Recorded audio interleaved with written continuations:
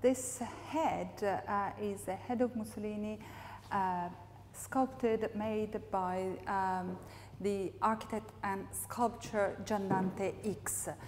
Giandante is the pseudonym of Dante. Dante Persico, born in 1900.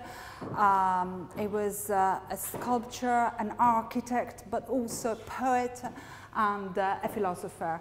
And he was associated quite early on with anti-fascist circles, to the point that in 1922 he founded an anti-fascist group called the Cappe Nere. So this work, he was working in Milan, and he was drawing for the socialist newspaper L'Unità before the publication of L'Unità stopped, was forced to stop in 1926. And it was close to avant-garde circles, but he developed his own particular style. And his own style was very much anti-naturalistic. And I think this head of Mussolini is actually quite an interesting example of both the direction that avant-garde art in the 1920s and then early 30s took when representing Mussolini, and also the almost the almost grotesque and caricature-like quality that a lot of avant-garde works portraying Mussolini in effect feature.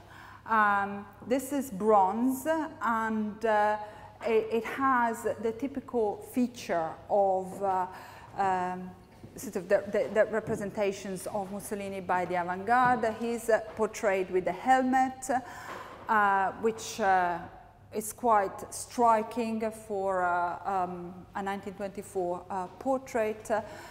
We see that the sort of first image of Mussolini wearing a helmet, which of course gives this image a sort of military quality. The face is of course represented in a sort of almost grotesque or caricature-like fashion, with some of Mussolini's typical features exaggerated, like the jawline or the expression. Some critics have also pointed out that this head of Mussolini almost looks as though it's dissolving, as though it's collapsing.